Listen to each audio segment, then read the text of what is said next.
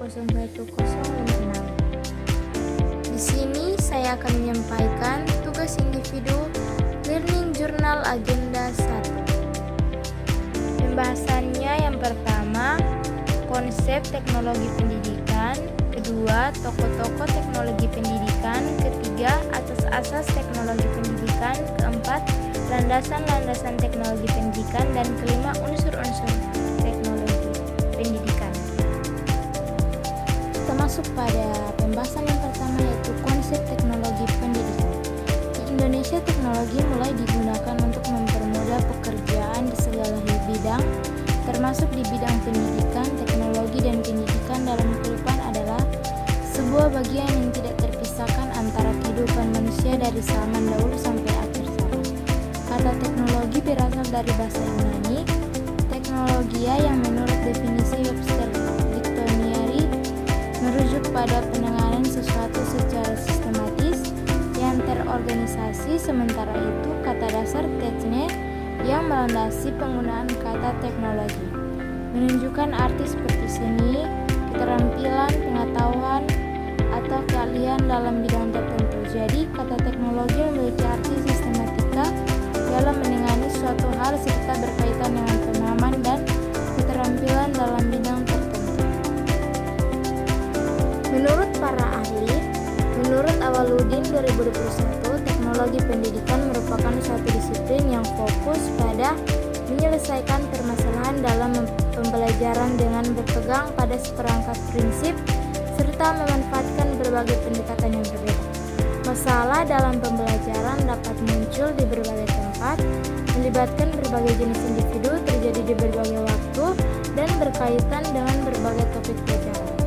Sedangkan Faradina Nur Setianingsih 2021 berpendapat bahwa teknologi pendidikan melibatkan teori dan praktik yang berkaitan dengan merancang, mengembangkan, menggunakan, mengelola, dan mengevaluasi proses dan sumber daya yang digunakan dalam pembelajaran.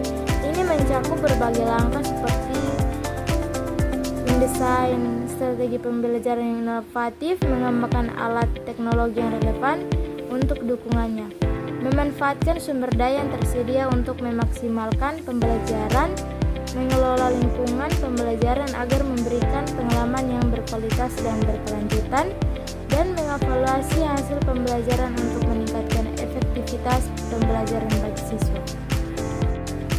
Kedua, tokoh-tokoh teknologi pendidikan. Itu yang pertama, B.F. Skinner. Kontribusi mengembangkan teori behaviorisme dan pragmatic instruction. Peran menekankan penggunaan mesin belajar, teaching machine, dan penguatan positif dalam pembelajaran. Kedua, Edgar Dale. Kontribusinya menciptakan count of expressions kerucut pengalaman. Peran menunjukkan pentingnya pengalaman Conrad dan media dalam proses belajar. Ketiga, Robert M. Gay. Kontribusinya teori condition of learning dan 9 event of expression. Peran menguraikan langkah-langkah sistematis dalam desain pembelajaran. Keempat, Jean Piaget. Kontribusinya teori tahap perkembangan kognitif.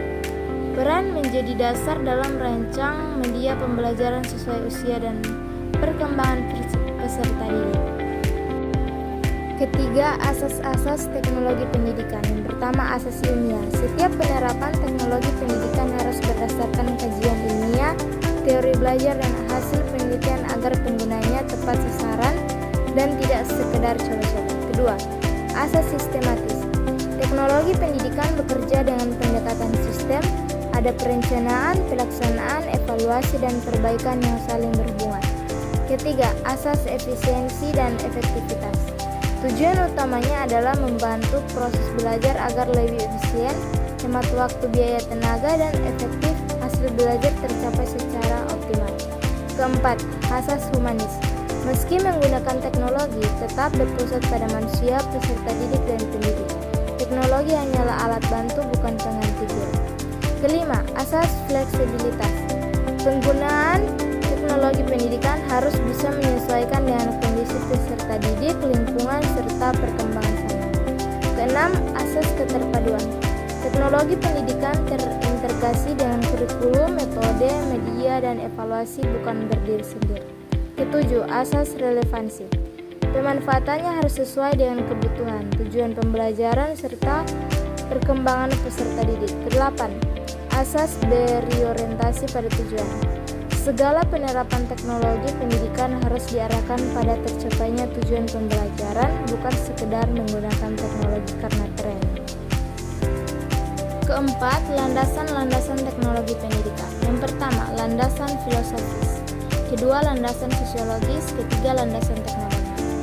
Landasan filosofis berhubungan dengan pandangan hidup, nilai, dan tujuan pendidikan.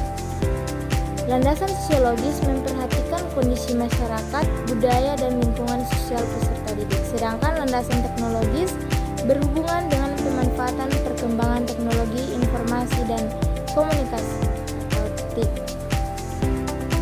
Kelima, unsur-unsur teknologi pendidikan. Ada 8 unsur-unsur teknologi pendidikan, yaitu yang pertama, tujuan pendidikan. Kedua, peserta didik. Ketiga, pendidik, guru atau instruktur. Keempat, materi atau isi pembelajaran. Kelima, metode dan strategi pembelajaran. Keenam, media dan teknologi pembelajaran. Ketujuh, lingkungan belajar. Kedelapan, evaluasi dan umpan balik. Kesimpulannya yaitu yang memanfaatkan teori prinsip dan inovasi teknologi untuk meningkatkan efektivitas serta efisiensi proses belajar mengajar.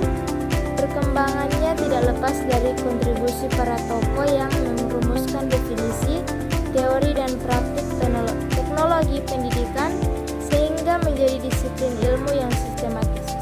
Asas-asas teknologi pendidikan menekankan pada keterpaduan antara manusia, metode, dan sarana untuk mencapai tujuan pembelajaran. Penerapan teknologi pendidikan juga harus didukung oleh berbagai landasan baik filosofis, psikologis, sosiologis maupun teknologis agar sesuai dengan kebutuhan peserta didik dan tuntunan sama. Selain itu, unsur-unsur dalam teknologi pendidikan seperti tujuan, materi, metode, media, evaluasi, serta peserta didik dan pendidik saling berkaitan satu sama lain untuk menciptakan proses pembelajaran yang efektif, efisien, dan bermakna. Dengan demikian, teknologi pendidik bukan hanya soal penggunaan alat atau media, tetapi merupakan sistem yang terintegrasi untuk membantu tercapainya tujuan pendidik secara optimal.